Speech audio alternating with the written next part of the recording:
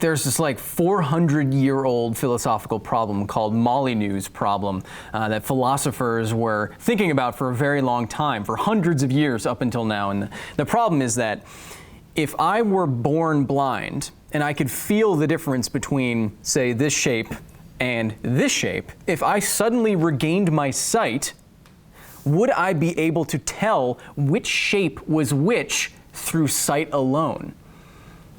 It's a very interesting philosophical conundrum, which we've actually been able to answer with science.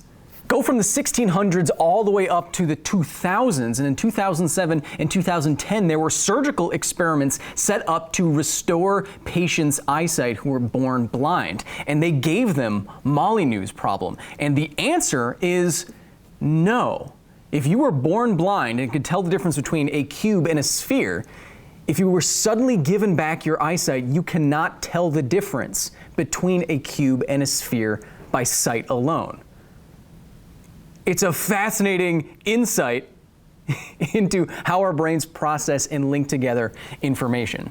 How amazing is that? A 400-year-old philosophical conundrum that could be answered not just with questions, but with science. Always getting better.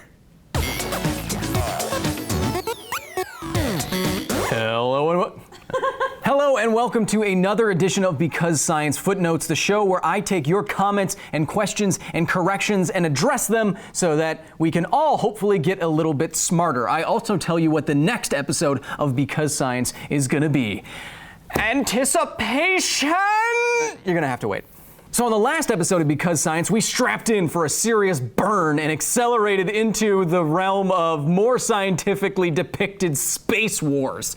More specifically, I said that opposed to what you'll see in a franchise like Star Wars or Star Trek, real, more accurately depicted space war would look so much more interesting and so much weirder than we've been conditioned to expect. Battles would happen so far apart that you wouldn't be able to see ships anywhere. Instead of battles ending with graveyards of ships all destroyed and smashed to bits, they might just end with ships waving the white flag because they got too hot and they don't want to boil alive inside of their spaceship.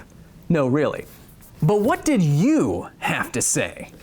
There are so many good comments on this week's video, over 1,000 comments at the time I'm filming this, and they are so nerdy and they're awesome. I cannot get to them all, but I do try to read almost all of them, so go check them out in the YouTube comments where most of them are, and you can get another dose of nerdiness. But before we get to the main comments, another shout out goes to Matterbeam at ToughSF on Twitter, who helped me a lot with the Space War episode, and as you can see, he has a whole lot of context for everything that we talked about in the episode, with a lot of fascinating numbies and other conclusions that I couldn't get to, so go read that comment first. Now, the first comment that we're going to get to is from Bitmore Dave, who says, something really cool, you would never know the blast was on the way to you. You would never know, especially if it was traveling light speed or near light speed. Any sensor to detect such a thing would have to seek out the projectile or light. This is the light speed lag problem. If an object is traveling at you to destroy you at near the speed of light, you can do a back of the envelope calculation. Because information itself can only travel at the speed of light, when you detect this object, by the time it gets back to you, it will have advanced so close to that information getting back to you that you will have no time to respond. You can do the math, and let's say you detected something traveling 99.99% the speed of light out at Jupiter. If you detected it at Jupiter, you would have 2 seconds before it destroyed you. Oh, yep, it's all the way at Jupiter. Dead. Yeah, that is the light speed lag problem, and that is why space ranges are so big. That's why ships would have to be so far apart from each other, because you would want as much time as possible. You would want light seconds of distance between you. Good point. At Ninja Bear Films says, how would artificial gravity as seen in the movies, given the range that gravity actually reaches, affect different ships in close-up fights like you see? He goes on to say a lot about artificial gravity. The best source of realistic artificial gravity that I've ever seen is on a show that I peg this episode to The Expanse. So here's the ship from The Expanse, the Rossi, or Rocinante, if you're nasty. Sure. And what more realistic spaceships would have is their floors perpendicular to where the thrust is coming out. So you see at a right angle here. So if the acceleration is downward, like coming out this way, that means if the floors are horizontal to that, everyone as it's traveling upwards is going to be pushed into that floor. And that's going to create an artificial sense of weight. Just firing your ship's engines is the simplest, most accurate, and the easiest way to create gravity on a ship. The other thing you could do is create a very large space station and spin it like this. If you're on the outer edge of a spinning space station like this, you would get inward-facing acceleration. And that inward-facing acceleration would be perpendicular to every point on this circular path on the floor that you were standing on, and it would create a sense of artificial gravity. That is the best way to depict it. And in the biggest space war franchises, you never ever see that. Our next comment comes from Death Kid, who says, "Hello Kyle, wouldn't lasers also move the ships each time they fire? And then would the ship need to use thrusters on the opposite sides of the ship?" What Death Kid is getting at is that if you were to fire, oh, so useful, these prompts. If you were to fire a laser beam, because of Newton's third law, wouldn't there be some sort of recoil that would force the ship backwards? Well, yes, but that recoil would be very, very, very small. As the Christmas Ninja 12 points out, he says, put into perspective, throwing a fast ball in an exercise room would affect a 10,000-ton ship more than a 2-gigawatt laser would, for as long as the ball is in the air. So just throwing a baseball on a ship would affect the ship's momentum more than firing a high-powered laser. Great point, great math, I appreciate it. So no, you probably wouldn't have to do much maneuvering to deal with the laser output that you are outputting. Our next comment comes from Godzilla Wolf 1. There was already a Godzilla Wolf, who says, love the video, but question. Would knowing you're in a space battle make you constantly undergo evasive maneuvers to prevent a lock-on from happening, since that would probably be the end of you? Would that be a valuable tactic? Actually, yes, it'd be incredibly valuable. So in a more realistic space war, you would want to engage in maneuvers called jinking or drunk walking. Like a drunkard's walk, it's kind of random. So if you were a spaceship in space, you would want to constantly be making small adjustments to your movement through space. Why? Because if you were able to be tracked at one point in space and you didn't make any adjustments to your path of travel, say you just accelerated and then cut your engines and you wanted to just drift to your location, if you were scanned at that first location, simple calculations in a computer could predict exactly where and when you will be over a certain amount of time. It could sense you here and then fire a missile to engage you here by the time, at the exact moment you get there. So to prevent those kinds of attacks from hitting you, you would want to bake in a lot of random movements to your ship's movements. That, therefore, you could never be tracked over long distances of space, and you could just be blown to smithereens in the middle of nowhere from nowhere. Our next comment comes from Tommy Dozier, exclamation point, who says, in the event of a space confrontation like Star Wars where the fighters are blown up, wouldn't the shrapnel from an explosion make any spaceship at a medium radius, say a kilometer, at risk from being hit by this speeding shrapnel? So much so that a chain reaction of ships blowing up could be caused.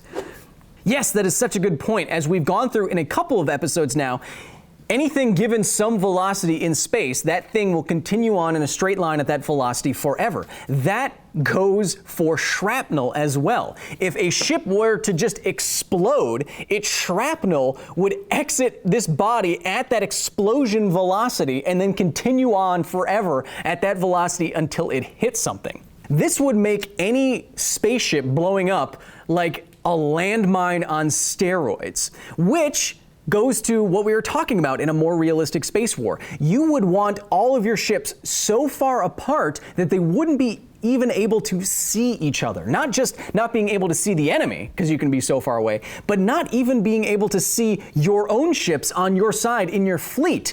They should be so far away from you that if you were to blow up, your shrapnel wouldn't immediately destroy them. It would expand in a sphere, and the further they are away, the more that angle diverges, so they're less likely to get hit by that shrapnel. But yes, Tommy, great point. And it could lead to something like, that's analogous to Kessler syndrome, which is if there's enough space junk inside of Earth's low orbit, it could ricochet and hit and cause so much shrapnel, and that shrapnel causes more shrapnel and more. So there's so much space junk that there's no places that you could safely launch a rocket and not get hit by it. That could happen in a space battle where everything was too close together.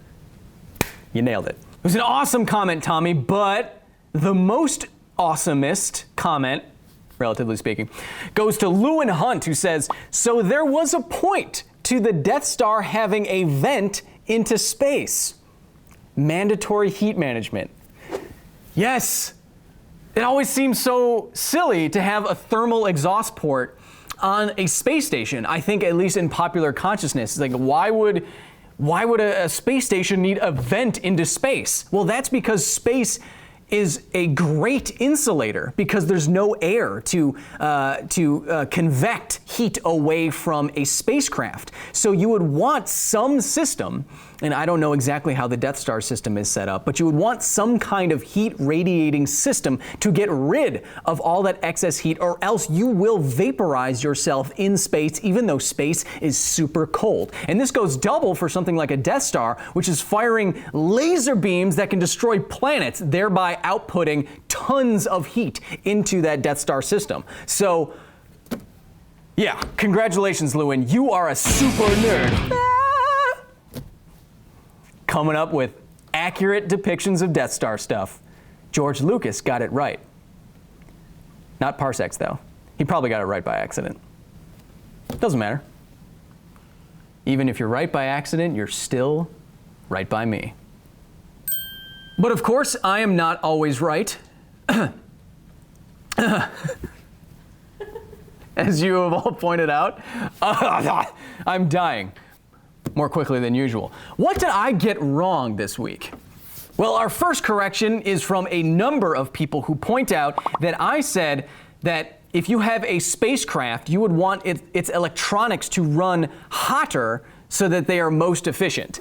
And that is exactly backwards. I think what I was getting at is that you have electronics on board which needs some electricity to power them, which would require some power source, which would generate some heat. But what it ended up sounding like, I said, was that you want your electronics to be as hot as possible in a good hot range so that they run really well. It's exactly the opposite. Electronics work best when they are super cold.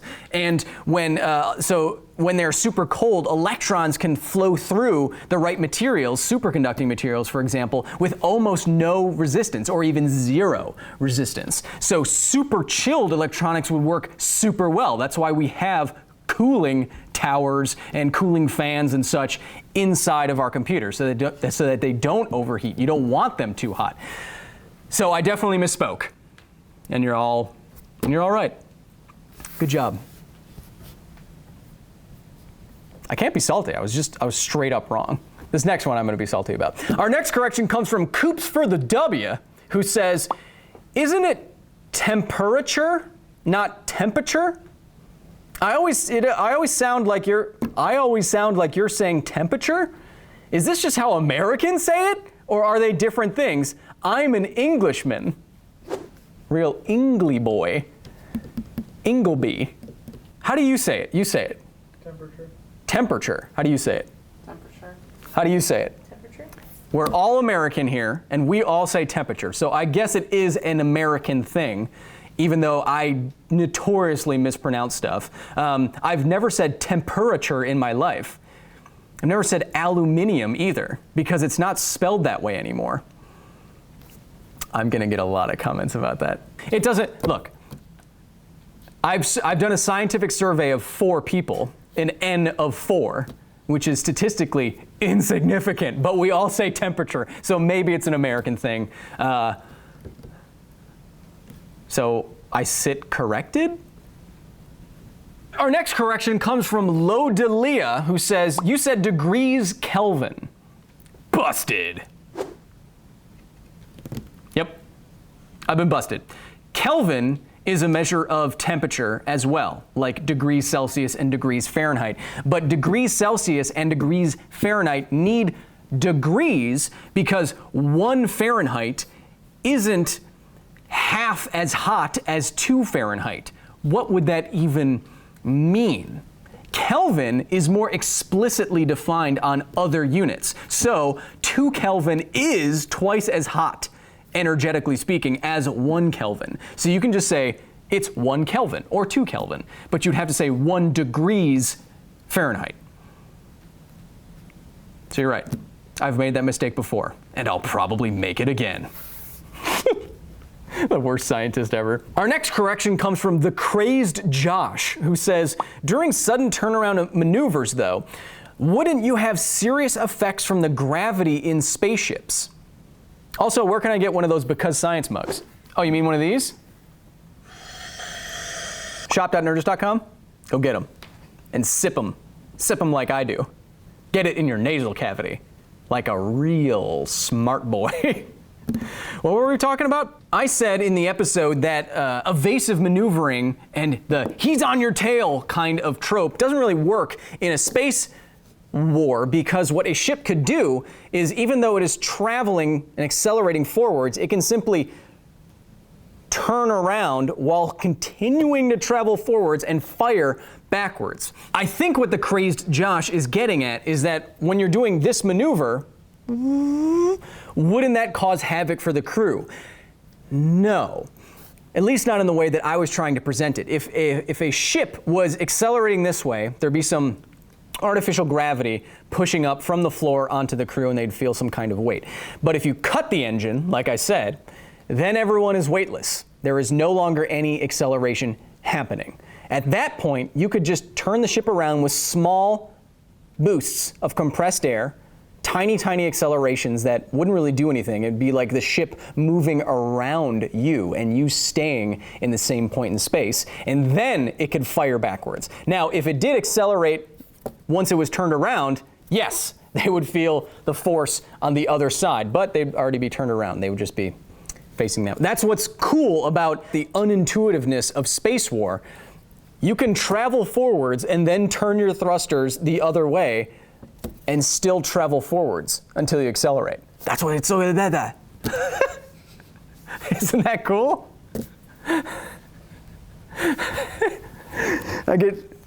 Sometimes I get too excited. Next comment comes from Deadman640, who says, you said that space battles would take place at long ranges because the weapons would fire at long ranges.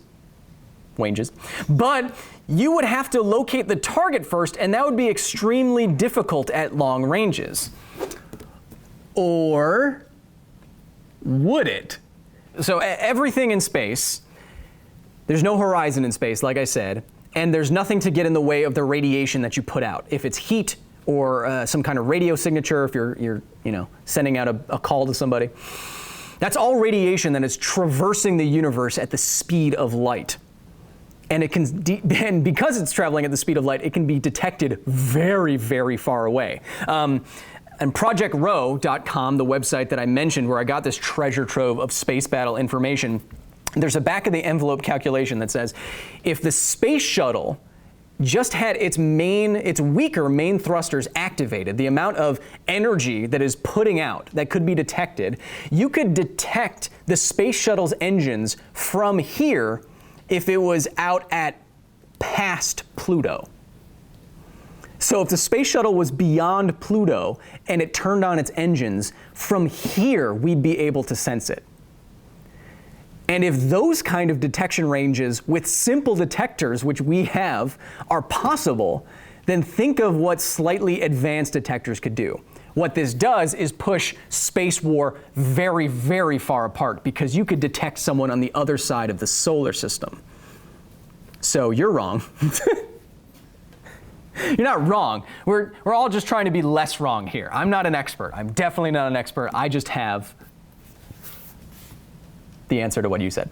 I'm trying to be not salty. But people learned I was a Slytherin last week, so who knows. But the best correction this week comes from Sir M. Chops with a monocle, who says, a lot. But what Sir M. Chops is getting at is that I did not mention the consequences of battling around a planet. There's a lot of fascinating examples, specifically in World War II, where ships could fight beyond the horizon. They could attack other ships that were beyond the horizon, like I was mentioning in the episode, and they can use islands, if we're using the naval metaphor again, they can use islands for protection from detection and artillery and projectiles. So space war with planets involved not only has everything we talked about, it has even more interesting considerations that we could put into a pop culture depiction of it. So congratulations, Sir M. Chops with a monocle. You're that. You took it one step further, and I appreciate that, as always. Now, if you are subscribed to Project Alpha at projectalpha.com, you already know what the next episode of Because Science is going to be because you already saw it, because you got it 2 days earlier than everyone else. Ooh, but if you haven't subscribed yet for that and more premium content, the next episode of Because Science is going to be anticipation building.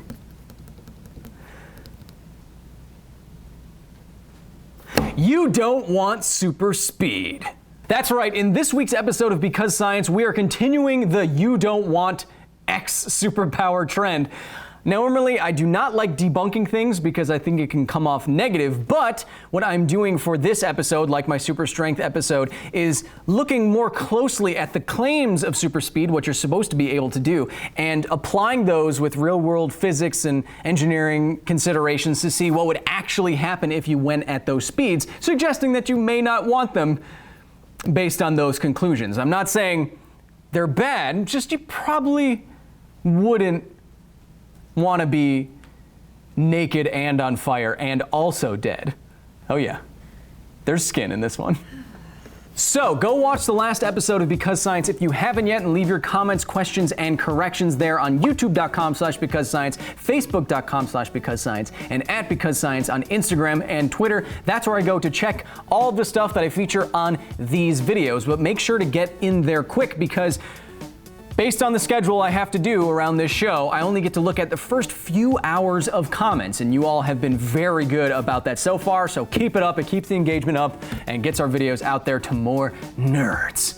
Hey, and don't forget, bumblebees absolutely can fly. There's like a truism that bumblebees aren't evolved to fly. That truism is based on papers that were from 100 years ago or more, and they were back of the envelope calculations by physicists and engineers and said, oh, I mean, based on my estimate of this weight and the size of this wing, it probably shouldn't be able to fly. And that somehow made it into popular culture that bumblebees can't fly. I've seen a poster like this. Bumblebees naturally can't fly, but they don't know that, so they fly anyway. So there's some like inspirational thing. No, they absolutely can fly. It's just physics. They don't fly like planes. They fly like insects with a combination of moving forward through the air and flapping downwards, and they can move independently at high speed. That's how they fly. Evolution is really good at making things work. Otherwise, it wouldn't be here. So take that poster down. You know where you should be postering? On my YouTube. In the comments. In the comments below. What the hell are we talking about?